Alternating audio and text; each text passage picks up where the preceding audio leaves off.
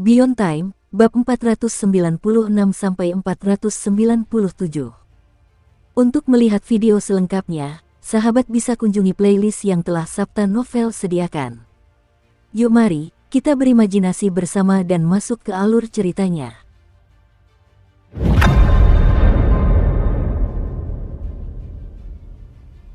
Kepala Ningyan terasa berputar-putar saat gelombang kejut dahsyat menyapu seluruh tubuhnya.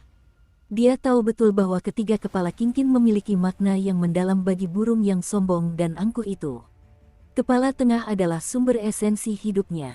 Adapun kepala kanan dan kiri, masing-masing mewakili sesuatu yang berbeda. Bahkan, berdasarkan apa yang Ningyan ketahui, seharusnya mustahil baginya untuk membiarkan Su King berdiri di kepala kanannya. Itu tidak ada hubungannya dengan basis kultivasi, melainkan dengan persetujuan Kingkin. Dia hanya akan mengizinkan tuan dan majikannya untuk berdiri di kepala tengahnya.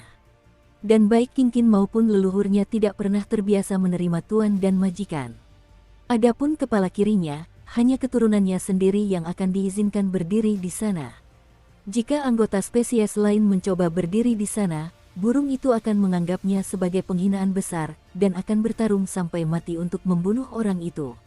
Sedangkan untuk kepala kanannya, Kingkin hanya akan mengizinkan seseorang yang dianggapnya sebagai teman dekat dan setara untuk berdiri di sana. Bertahun-tahun yang lalu, gubernur sebelumnya diizinkan untuk berdiri di sana. Apakah Kingkin menganggap Su King sebagai teman? Saat Su King berdiri di atas kepala kanan Kingkin, Ningyan menatapnya seolah-olah dia adalah dewa. Ini bukan pertama kalinya dia menatap Su King seperti itu. Dulu, ketika dia akhirnya menyadari bahwa yang disebut anak dewa Netsade sebenarnya adalah Su King, dia merasakan tingkat keterkejutan yang sama. Saat ini pun sama, dia bahkan kesulitan untuk merumuskan teori.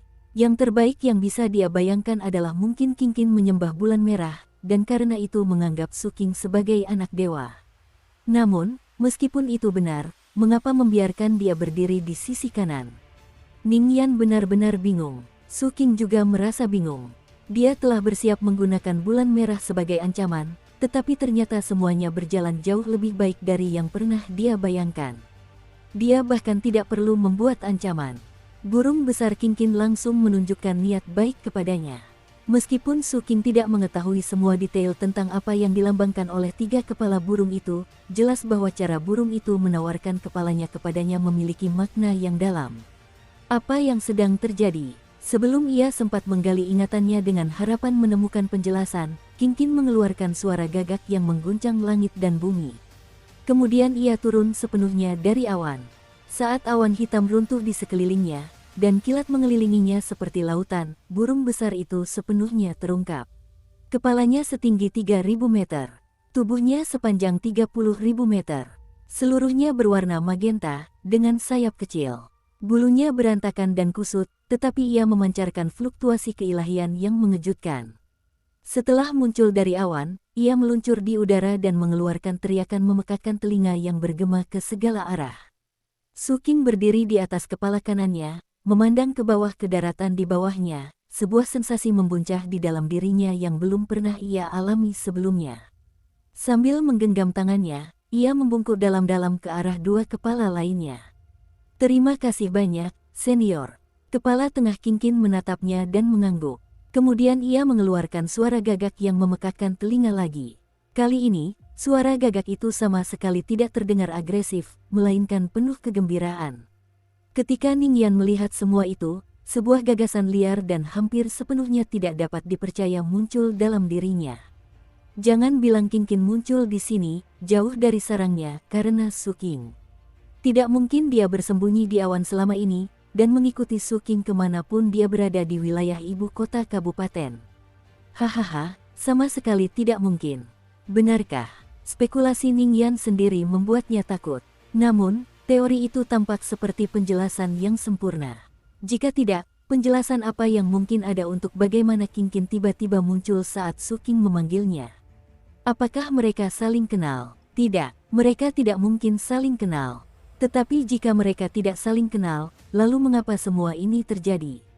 Saat pikiran Ningyan melayang tak terkendali, Su King menekan kecurigaannya sendiri tentang apa yang sedang terjadi. Terlepas dari apapun, sekarang bukanlah waktu untuk merenungkan masalah itu. Meskipun ia merasa bahwa penguasa istana memiliki banyak rencana yang sedang dijalankan untuk menyelesaikan situasi di garis depan, ia tetap merasa bahwa penting untuk menyelesaikan misinya secepat mungkin. Senior Kingkin, silakan kembali ke ibu kota kabupaten bersama saya, katanya sambil menyatukan kedua tangannya. Kingkin mengangguk dan berbalik untuk terbang pergi. Namun, saat itulah Su Qing teringat Ningyan, dan dengan cepat menyebutkannya kepada Kingkin. Kingkin menunduk, matanya berbinar-binar karena jijik. Namun, dia tetap mengulurkan tangan dan mencengkeram Ningyan yang menjerit dengan salah satu cakarnya. Kemudian sayapnya mengepak dan dia melesat seperti kilat. Kecepatan Kingkin sangat berbeda dari kemampuan Su Qing sehingga ia merasa akhirnya mengerti pepatah, begitu dekat namun begitu jauh. Mereka sangat jauh dari ibu kota kabupaten, namun Kingkin bergerak begitu cepat sehingga semuanya menjadi kabur di sekitar mereka. Hanya dalam waktu yang cukup untuk sebatang dupa terbakar, ibu kota kabupaten sudah berada di depan mata. Kecepatan itu adalah kecepatan yang belum pernah dialami Su Qing sebelumnya. Tentu saja, kedatangan Kingkin menimbulkan kehebohan di ibu kota. Formasi mantra itu menyala, dan Letnan Gubernur terbang ke udara. Ketika dia melihat Kingkin, ekspresinya berubah, dan ketika dia melihat Su Qing di kepala kanannya, rahangnya ternganga. Tetapi hanya sesaat kemudian, dia menghela napas lega. Su Qing, pertahanan kota ini.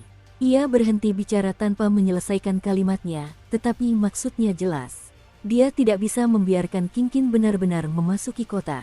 Itu akan melanggar tanggung jawab. Dia juga tidak menanyakan kepada Su Qing tentang hubungannya dengan Kingkin. Setiap orang memiliki rahasianya masing-masing, dan mengorek-ngorek tidak akan membantu.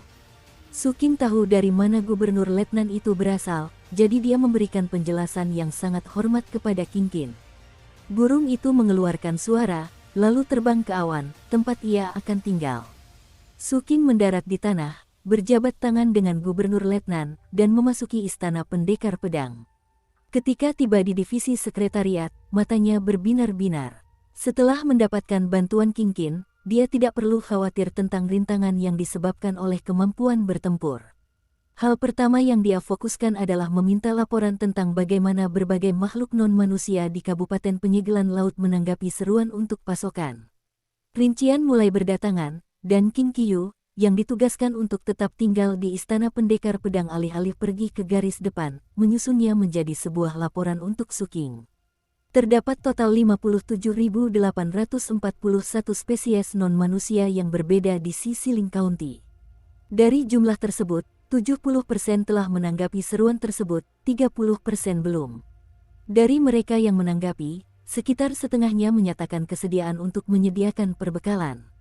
Setengah lainnya menuntut kompensasi, umumnya antara 3 hingga 10 kali lipat harga pasar normal. Yang paling keterlaluan di antara mereka, King Qiyu terhenti dan menatap Su Qing dengan ragu-ragu. Dengan wajah tanpa ekspresi sama sekali, Su Qing dengan tenang berkata, "Lanjutkan." Yang paling keterlaluan di antara mereka adalah spesies yang bersekutu dengan para demi immortal.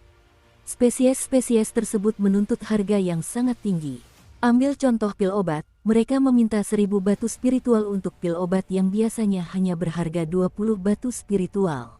Untuk alat sihir yang biasanya berharga beberapa puluh ribu batu spiritual, mereka menuntut 10 juta. Dan ketika menyangkut alat sihir dengan aplikasi di medan perang, mereka bahkan lebih pelit lagi.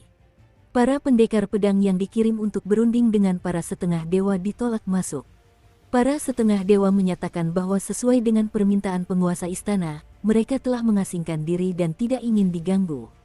Setelah menyelesaikan laporannya, King Qiyu mundur selangkah. Ia belum pernah merasa jijik terhadap makhluk bukan manusia separah saat ini.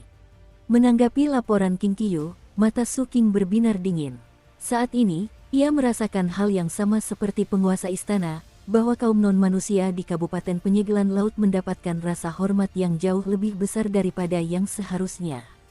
Di sisi lain, ia dapat memahami pendirian mereka. Manusia sedang mengalami kemunduran sebagai spesies, dan mereka tidak dapat lagi bersikap sewenang-wenang seperti di masa lalu. Selain itu, selama bertahun-tahun, Holides telah menentang persatuan penuh Kabupaten Penyegelan Laut. Akibatnya, menjaga keseimbangan yang rapuh adalah satu-satunya cara untuk menghindari perang. Sayangnya, jelas ada beberapa hal yang tidak dapat dihindari. Setelah berpikir sejenak dalam diam, Su King berkata, tentukan spesies mana yang menetapkan harga paling keterlaluan. Saya ingin semua berkas yang berkaitan dengan spesies itu diserahkan kepada saya. Selain itu, cari tahu berapa kali mereka melanggar hukum tanpa konsekuensi, termasuk semua detail yang relevan. Setelah itu, Su King memejamkan matanya. Di luar masih gelap, dan fajar belum tiba.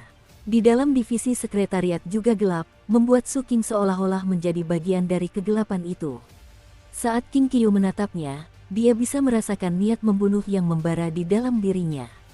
Mengangguk setuju, dia bergegas pergi untuk mulai mengumpulkan informasi yang diinginkannya.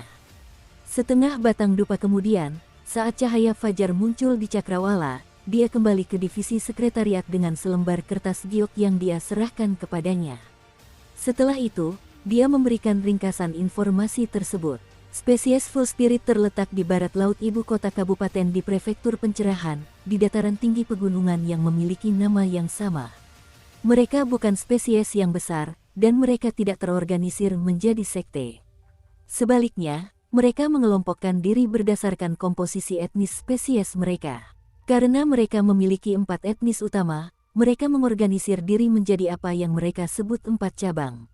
Sebagai spesies, mereka sangat terampil dalam alkimia dan penempaan peralatan. Mereka bersekutu erat dengan klan Tianyin, yang merupakan salah satu dari 3 klan besar para demi immortal. Klan Tianyin memiliki 8 spesies anak perusahaan yang membentuk sebagian besar bawahan mereka, dan Full Spirit adalah salah satunya. Berkat perjanjian antara manusia dan demi immortal, Full Spirit tidak diharuskan membayar upeti tahunan. Mereka memiliki otonomi penuh di dataran tinggi pencerahan seluas 50.000 km. Selama 800 tahun terakhir, 4 cabang telah melanggar hukum manusia sebanyak 18.931 kali. Dari jumlah tersebut, 1.300 merupakan pelanggaran terhadap hukum pasal 1, dan karenanya, hukum tersebut ditegakkan. Tetapi dalam semua kasus lainnya, tidak ada tindakan yang diambil. Selain itu, karena bersekutu erat dengan para demi immortal, spesies ini menolak untuk mematuhi arahan penguasa istana untuk mengirim semua kultivator Spirit Trove dan Void Returning ke medan perang. Wajah Su King tetap tanpa ekspresi saat dia berdiri untuk pergi. Mengingat kembali semua yang terjadi di pohon 10 usus, dia tiba-tiba berkata, Su King, haruskah kita melaporkan ini kepada wakil gubernur dan meminta bantuan pasukan dari Yamen Kabupaten?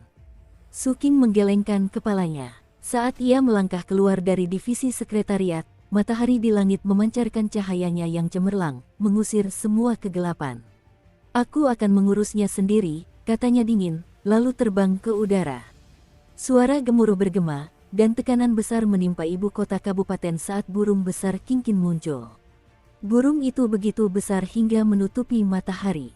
Saat bayangannya menyelimuti kota, Su King berdiri di atas kepala kanannya. Berjongkok, dia dengan lembut mengusap kulit magenta burung itu. Senior, katanya pelan, jika Anda punya waktu luang, saya ingin pergi ke dataran tinggi pencerahan dan membasmi suatu spesies di sana. Bagaimana menurut Anda, Kacang? Jawab Kinkin dengan gembira. Suaranya begitu dahsyat hingga mampu menembus logam dan batu, dan menyebabkan segala sesuatu bergetar. Bulu-bulu yang tersebar di sayap kecilnya bergelombang saat dikepakkan, menyebabkan badai muncul di sekitarnya. Dengan penuh keganasan, ia terbang ke arah barat laut, bergerak dengan kecepatan luar biasa sehingga menghilang hanya beberapa saat kemudian. Bagian barat laut Sisiling County memiliki 4 prefektur. Di ujung barat terdapat prefektur Tranquility, yang juga merupakan lokasi garis depan barat. Di sebelah utara terdapat prefektur Tidifol yang dingin, yang merupakan garis depan utama lainnya dalam perang tersebut. Terletak di antara kedua prefektur tersebut adalah prefektur Rainfield. Air yang mengalir ke prefektur Rainfield dari tundra yang mencair di utara memastikan bahwa tempat itu memiliki banyak air. Namun, tempat itu juga memiliki aliran vulkanik bawah tanah yang menyebabkan kabut naik dari tanah sepanjang tahun. Kabut itu kemudian berubah menjadi hujan, itulah sebabnya prefektur tersebut dinamai demikian. Di tempat di mana prefektur Rainfield mendekati ibu kota kabupaten terdapat prefektur keempat di barat laut, yaitu prefektur pencerahan. Nama prefektur ini berasal dari wilayah pegunungan yang sangat terkenal yang disebut dataran tinggi pencerahan. Daerah pegunungan dan rangkaian pegunungan berbeda. Rangkaian pegunungan umumnya membentang ke arah tertentu. Rangkaian ini terdiri dari puncak gunung dan lembah yang mudah dibedakan. Geografi yang jelas dan jangkauan yang luas membedakannya dari daerah pegunungan. Daerah pegunungan tidak memiliki fitur medan yang begitu jelas dan bahkan mungkin mengandung sabuk vulkanik. Mungkin ada banyak sekali puncak gunung yang diselingi dengan hamparan tanah datar yang luas. Semua fitur unik tersebut menyatu untuk menciptakan sesuatu seperti keluarga pegunungan. Dataran tinggi pencerahan seluas 50.000 km persegi adalah wilayah pegunungan seperti itu dan merupakan rumah bagi para full spirit. Para full spirit adalah orang-orang yang bertubuh tinggi. Biasanya, tinggi mereka sekitar 15 meter dan mereka ahli dalam kultivasi tubuh. Sesuai dengan tradisi umum di Revered Ancient, karena mereka bersekutu erat dengan para demi immortal, mereka telah dikaruniai sebagian darah dari spesies tersebut. Hal itu memicu beberapa perubahan dalam garis keturunan mereka sendiri, dan menyebabkan mereka menumbuhkan sayap. Namun, karena ukuran tubuh para full spirit, sayap-sayap itu tidak membuat mereka mampu terbang sepenuhnya. Sayap-sayap itu lebih untuk hiasan. Dukung terus channel YouTube Sabta Novel. Alasan para demi immortal sangat menyukai para full spirit adalah karena mereka sangat terampil dalam alkimia dan pembuatan peralatan. Dataran tinggi pencerahan dipenuhi dengan banyak bengkel peralatan dan alkimia. Beberapa dioperasikan secara independen oleh individu full spirit, sementara yang lain merupakan operasi yang jauh lebih besar. Secara keseluruhan, ada ratusan ribu bengkel semacam itu di sana. Dentingan alat dan aroma pil obat memenuhi dataran tinggi sepanjang tahun. Terlebih lagi, aliran vulkanik di bawah tanah memastikan bahwa tempat itu selalu hangat. Dapat dikatakan bahwa para full spirit terus-menerus memproduksi pil obat dan perangkat magis untuk dipasarkan. Ada beberapa area terlarang yang disisihkan untuk pematangan pil obat. Jumlah lokasi tersebut sangat mencengangkan. Kehadiran begitu banyak api bumi, ditambah kemampuan bawaan spesies tersebut, memungkinkan mereka untuk menghasilkan pil dan peralatan berkualitas tertinggi yang dapat dibayangkan. Dan biasanya harganya sangat mahal. Meskipun begitu, bahkan jika mereka mengenakan harga lebih tinggi dari biasanya, tidak masuk akal jika pil obat yang biasanya berharga 20 batu spiritual tiba-tiba berharga 1000. Mereka tidak pernah mematok harga semahal itu sebelum perang, karena tidak ada yang mau membayarnya.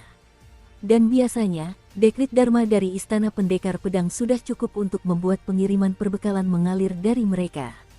Meskipun mereka dekat dengan para demi immortal, para full spirit pada umumnya bersikap masuk akal, dan tidak akan mengambil risiko menyinggung manusia atas hal sepele seperti persediaan. Oleh karena itu, mereka tahu persis apa yang mereka lakukan ketika menanggapi permintaan terbaru dari Istana Swordsage. Saat itu, para kepala cabang dari 4 cabang mereka sedang mengadakan pertemuan rahasia di kuil gunung leluhur full spirit. Mereka semua mengenakan pakaian mewah, dan dihiasi dengan berbagai macam perhiasan dan alat-alat magis yang mewah. Kita harus menetapkan harga ini untuk memperjelas pendirian kita kepada para demi immortal. Perang telah tiba, dan tampaknya sangat kecil kemungkinan manusia akan mampu mempertahankan kendali atas distrik administratif tertentu ini. 2 patung diabadikan di kuil itu, satu di depan dan satu di belakang. Patung di depan menyerupai full spirit, sedangkan yang di belakang jauh lebih menakjubkan. Patung itu menyerupai makhluk abadi yang terbang ke langit. Tentu saja, itu adalah leluhur asli dari para demi immortal. Setiap patung memiliki koleksi ribuan benda di depannya, termasuk buah-buahan spiritual yang berharga dan pil obat berkualitas tinggi. Energi spiritual yang kuat dari benda-benda itu memenuhi kuil. Itu menunjukkan betapa pentingnya kuil ini bagi mereka. Buah roh dan pil obat apapun bisa sangat dibutuhkan di medan perang. Lagi pula, korban jiwa sudah sangat banyak dalam perang untuk mempertahankan Kabupaten Sisiling. Mungkin berlebihan jika mengatakan bahwa setiap item dapat menyelamatkan nyawa, tetapi mengatakan bahwa 10 item dapat menyelamatkan nyawa adalah hal yang sepenuhnya masuk akal. Meskipun demikian, keempat kepala cabang itu sama sekali tidak peduli dengan manusia yang mati di medan perang. Yang mereka pedulikan hanyalah bagaimana nasib spesies mereka sendiri di masa mendatang. Demi Marquis Yao, setidaknya kita harus mengirimkan beberapa perbekalan. Selama beberapa ratus tahun terakhir, Marquis Yao telah banyak membantu kita. Kita harus memastikan semua spesies lain tahu bahwa kita, para Full Spirit, tahu bagaimana cara membalas budi dengan semestinya. Baiklah, jadi, kami menetapkan harga yang sangat tinggi untuk sebagian besar produk, untuk memperjelas pendirian kami kepada para demi immortal. Pada saat yang sama, kami mengirimkan sejumlah kecil untuk meningkatkan reputasi kami sebagai spesies. Dan akhirnya, kami akan menawarkan sedikit untuk dijual dengan harga diskon untuk membuktikan bahwa kami tidak bersikap bermusuhan. Sejujurnya, inilah yang diinginkan spesies kita secara umum. Sebelum datang ke sini hari ini, saya melakukan survei kecil, dan semua orang yang saya ajak bicara setuju bahwa kita harus mematok harga tinggi. Lagi pula, manusia punya banyak uang. Cabang saya merasakan hal yang sama. Bahkan, beberapa orang yang saya ajak bicara menyarankan agar kita memanfaatkan ini sebagai kesempatan untuk menyingkirkan semua produk cacat yang biasanya akan kita musnahkan. Meskipun, itu mungkin agak berlebihan. Karena kita semua sepakat, maka kita akan melanjutkan rencana ini. Satu cabang akan mendukung manusia, satu cabang akan bekerja sama untuk membalas budi sebelumnya, satu cabang tidak akan melakukan apapun di depan umum tetapi akan secara diam-diam menghubungi Holytides untuk mendapatkan dukungan, dan cabang terakhir akan bertanggung jawab untuk mempertahankan status quo dengan para demi immortal. Jika kita ingin tindakan ini tampak realistis, kita harus berpura-pura memperdebatkan masalah ini selama beberapa hari lagi. Sambil terkekeh, keempat kepala cabang itu berdiri untuk mengakhiri pertemuan rahasia tersebut. Namun, tepat pada saat itulah tekanan mengerikan tiba-tiba menimpa mereka semua dari atas, menyebabkan jantung mereka berdebar kencang. Di luar dugaan para kepala cabang, tanah bergetar, dan suara gemuruh yang dalam terdengar di dataran tinggi pencerahan. Dari kejauhan, terlihat langit di atas kuil gunung leluhur Full Spirit berkilauan dengan cahaya merah. Seekor burung berkepala 3 raksasa setinggi 30.000 meter muncul dari awan, dengan kedua cakarnya yang besar mengarah langsung ke kuil. Burung itu mengabaikan pertahanan gunung. Ia mengabaikan pertahanan kuil. Ia mengabaikan segalanya. Suara gemuruh dahsyat bergema saat kuil dan 2 patung di dalamnya meledak. Cakar burung raksasa itu kemudian mencengkeram gunung, dan saat ia mengepakkan sayapnya, ia mencabut seluruh gunung leluhur itu dari tanah dan mengangkatnya ke udara. Batu-batu besar berjatuhan seperti hujan, pohon dan tumbuhan berhamburan, dan awan debu besar mengepul di mana-mana. Semua Full Spirit yang hadir untuk menyaksikan kejadian itu tercengang. Hal itu terutama terjadi ketika mereka menyadari bahwa seseorang berdiri di atas salah satu kepala burung tersebut. Orang itu mengenakan seragam pendekar pedang putih, dan memiliki rambut panjang yang tampak hitam dan ungu sekaligus. Dia sangat tampan, tetapi ekspresinya sedingin es. Selama 10 tarikan napas, semua orang hanya bisa menatap dengan terkejut. Saat Kinkin mengangkat gunung leluhur para roh agung ke udara, cakarnya mengencang, dan retakan mulai menyebar di seluruh gunung.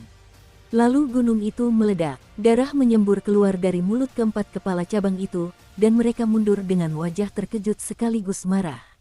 Ketika mereka melihat gunung leluhur mereka hancur, mereka menatap burung aneh yang menakutkan itu, dan Suking bertengger di atasnya, hati mereka dipenuhi amarah.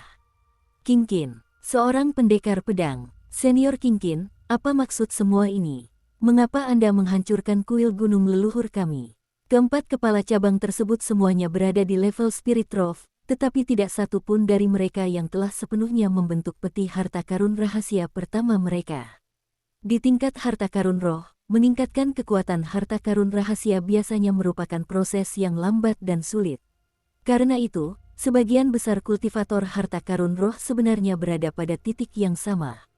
Baru setelah harta karun rahasia pertama berbentuk dunia, dan juga memiliki dao surgawi, barulah ia benar-benar dapat dianggap sebagai harta karun rahasia.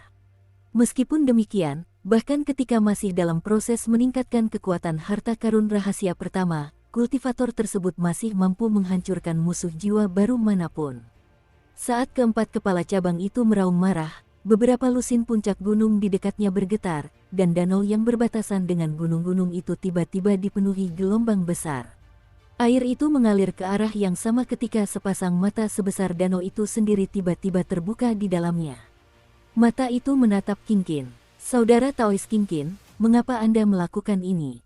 Saat mata terbuka dan suara itu terdengar, raksasa setinggi 24.000 meter perlahan berdiri. Puluhan puncak gunung ikut serta, karena sebenarnya itu adalah duri yang mencuat dari tubuhnya. Bahkan ada duri yang tumbuh di kepalanya. Sosok ini adalah satu-satunya patriark pengembalian kekosongan dari kaum Full Spirit. Ia memiliki garis-garis dao di matanya, dan memiliki banyak proyeksi dirinya yang tumpang tindih satu sama lain. Ia juga memiliki sejumlah dunia kecil yang hampir sempurna.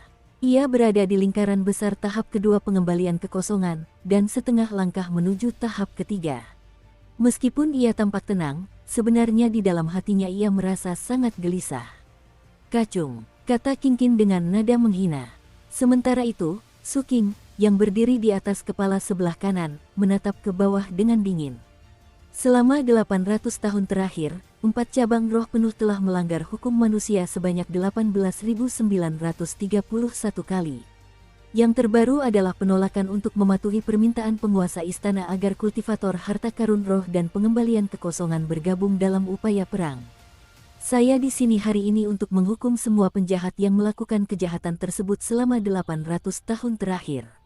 Suaranya bergema di dataran tinggi pencerahan, dan ratusan ribu roh penuh di sana menatap dengan marah ke arah burung raksasa di langit. Sementara itu, raksasa besar yang berdiri di sana dengan energi dan darah yang mendidih tampak sangat mengintimidasi. "Spesies kita bersekutu dengan para demi immortal. Dan kita tidak melanggar bagian apapun dari perjanjian kita dengan kalian manusia. Bagi seorang pendekar pedang untuk datang ke sini dan menghancurkan gunung leluhur kita adalah pelanggaran nyata terhadap aliansi kita." Untuk pertama kalinya, tatapan raksasa itu tertuju pada Su Qing. "Apakah kau benar-benar mencoba menimbulkan kekacauan di Kabupaten Penyegelan Laut sekarang, di saat krisis di garis depan perang ini?" Dengan wajah tanpa ekspresi, Su Qing menoleh ke Qingqin, menyatukan kedua tangannya, dan membungkuk. "Senior Qingqin, mohon bertindak dan basmi spesies ini." Mata Qingqin berbinar-binar karena kegembiraan. Sudah lama sekali sejak ia memusnahkan suatu spesies, sebuah hal yang telah membuatnya menghela napas berkali-kali di masa lalu.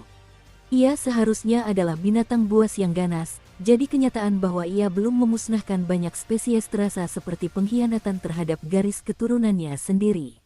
Selain itu, sudah lama sekali ia tidak makan daging. Ia menghabiskan seluruh waktunya menyerap air dan kabut, membuatnya merasa seperti mulai menghilang dari keberadaan. Meskipun begitu, dia selalu menahan diri. Lagi pula, manusia telah lama menjaga perdamaian di Ciciling County, dan dia tidak merasa ingin menimbulkan masalah dan mengganggu status quo. Selain itu, kakak sulungnya yang paling dihormati dari benua Phoenix Selatan telah menyuruhnya untuk sedikit mengurangi keganasannya, dan tidak mengikuti jalan leluhurnya. Dia seharusnya tidak berkeliling membantai orang, terutama manusia. Dia seharusnya menjalin lebih banyak pertemanan. Itulah cara untuk bertahan lama. Namun, adik laki-laki yang dipercayakan kakak sulungnya kepadanya baru saja mengajukan permintaan yang sangat masuk akal. Mengingat bahwa dia juga seorang pendekar pedang, tampaknya tidak ada alasan untuk menolak. Adapun alasan mengapa kakak sulungnya berteman akrab dengan manusia, itu sebenarnya tidak penting. Dia hanya tahu bahwa kakak sulungnya selalu memperlakukannya dengan sangat baik sehingga rasanya tidak mungkin untuk membalas kebaikan itu di kehidupan ini. Karena itu, dia tidak ingin melakukan apapun yang akan mempermalukan kakak sulungnya. Maka, dengan suara berkayak yang bersemangat, Qingqin dipenuhi amarah dan bersiap untuk melesat ke arah para roh agung. "Tunggu dulu," seru serempak sang patriark Full Spirit.